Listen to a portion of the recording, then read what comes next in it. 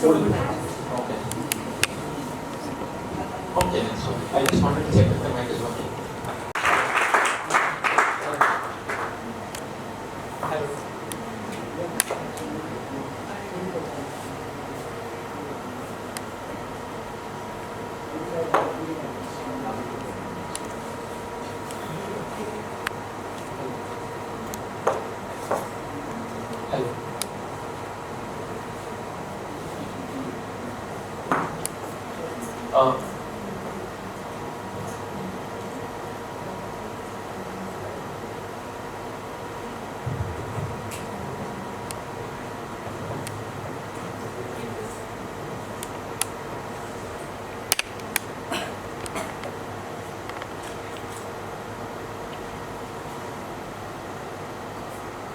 The light was glaring my eyes, but I was unable to close my eyelids. I was gasping for breath, but I was unable to take one.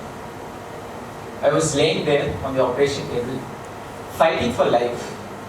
And a voice in my head kept saying to me, "You want to live longer, and your destiny doesn't end here." Welcome to the melodrama featuring Haris Subramanian S, written and directed by God knows who. I'm a typical Tamil guy and the little one in the cute family of four. My father always used to tell me that I was a lucky charm of the family because once I was born, we bought a color television, a dining table, a refrigerator and a lot of consumer durables. He also used to tell me that I was a little high maintenance because of various reasons.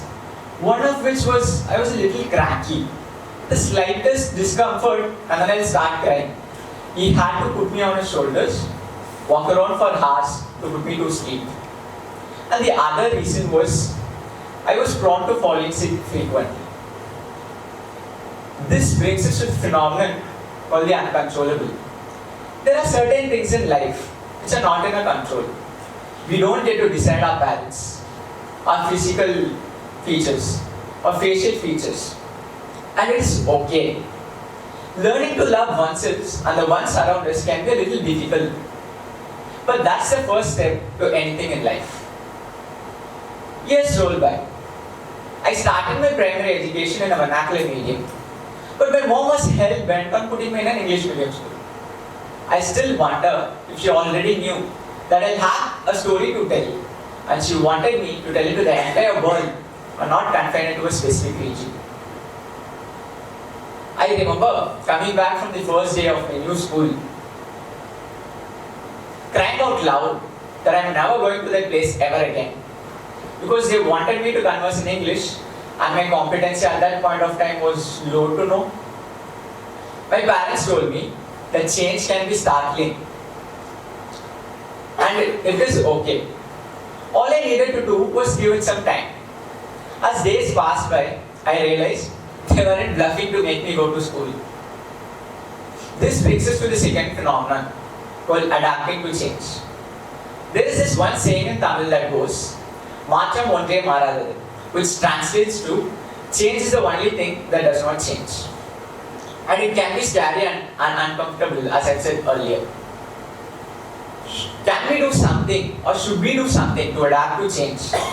The answer is obviously yes. But the first step to adapting to change is hanging in there for some time. Years roll by. I was in the 9th grade of my schooling and it felt like I was living in a rom-com because I was doing great in academics. I was part of a lot of extracurricular activities. I played shuttle badminton in district level. I had the first crush of my life who happened to be a North Indian. Everything was great. But I feel like the writer wanted more emotions and drama. So he decided to turn the situation upside down. I was diagnosed with third-grade cancer with a tumor in my femur bone. And I had to undergo a bone transplant surgery. But, it is not as bad as it sounded right now. Because back then, I didn't know I had cancer until my chemotherapy started. Because my parents told me it was just another sickness and medications will make me fine. I literally felt like I was living with a genie. Because every time I summoned something, be it a food item, a clothing, a board game, I got it immediately. I felt like I was living the best time of my life. And when I think about it, I have a laugh. Because once chemotherapy started, I realized life was not as fun as it seemed to be. And I was stuck into something really serious. Every time I came back from one cycle of chemotherapy, I'd ask my mom, why is this happening to me? Why is this happening only to me? She did not have an answer. But she would give me a hug. And then I'll hold her hand and go to sleep. That's the safest I've ever felt in my entire life. This brings us to the phenomenon called the upside down. There can be incidents in life which will make you feel like the life was turned totally upside down. During these times, embrace the positives.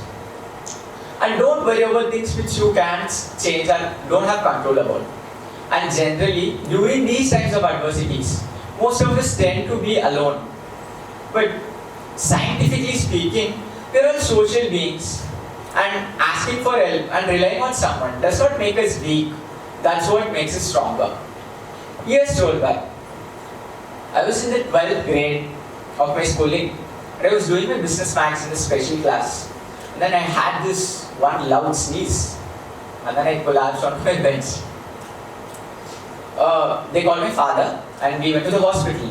We figured out that there was pneumothorax in my lungs, which is an air gap. The doctors told me that I had to undergo an immediate surgery.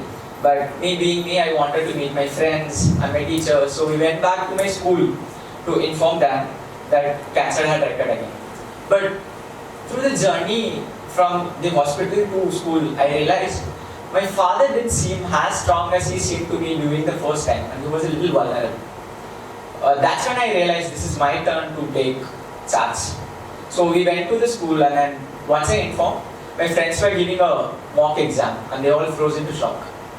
I still remember telling every loved one of mine who shed a tear, that it is okay. I've done it once, and I can do it again. You know what? Have prior experience in this. This brings us to the phenomenon called back-to-back.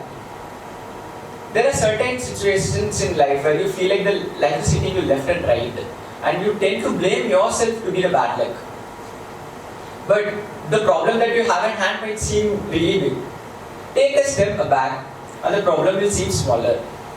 And at this point of time, your close ones may not be in a position to give a shoulder to cry on, but rather cry for you. Roles change, and you'll have to take up these roles. We do know that nothing goes one way. Years rolled by. After my schooling, I got into my undergraduation in one of the reputed colleges, and life was entirely different from what I had seen before. Everyone was competitive, and life was so fast-paced, and I felt like to run this race when everyone else had a head start over me, it was mission impossible.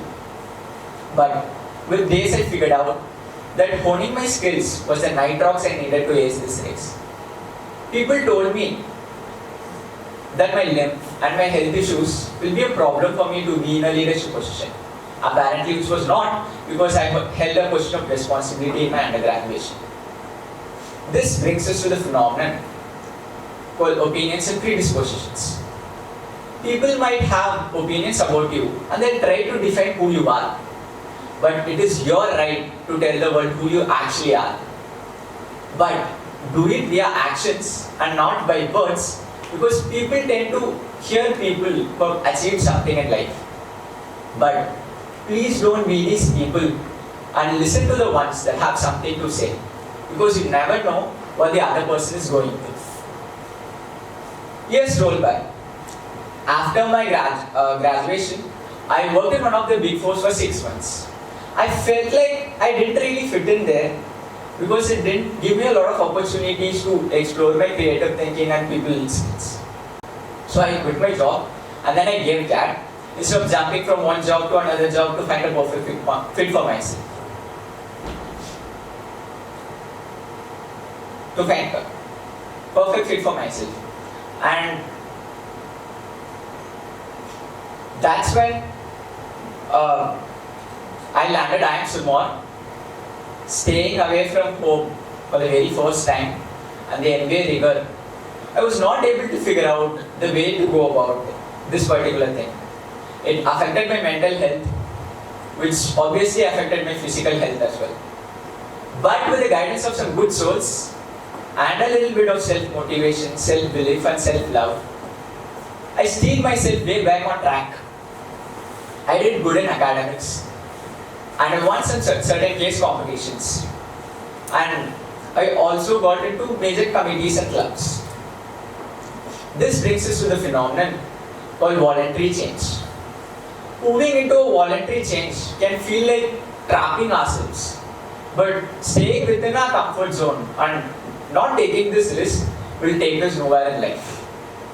Now the question of the heart you all might have, did you hear the entire melodrama? The answer is no. Does the melodrama end here? The answer is obviously a no. These are some important parts of my life, and as usual, I will continue it with a semicolon. I take this opportunity to thank me for believing in me to overcome these challenges of my life. And I believe this TED Talk of mine also has contributed to creating an identity for myself that is a fighter with an aim to leave a positive and lasting impact. I also believe that this TED Talk inspired you to find the fighter in yourself, to face your own challenges and problems, and to be kind and listen to people who have something to say, and at the same time create some sort of positive impact in their life to make this world a better place to live. I'd like to conclude my speech in my mother tongue Tamil by saying, Vaipalithamaiku nanji kuri vidai perugireen, nanji vanakkam, which translates to thanks for the opportunity. Thank you.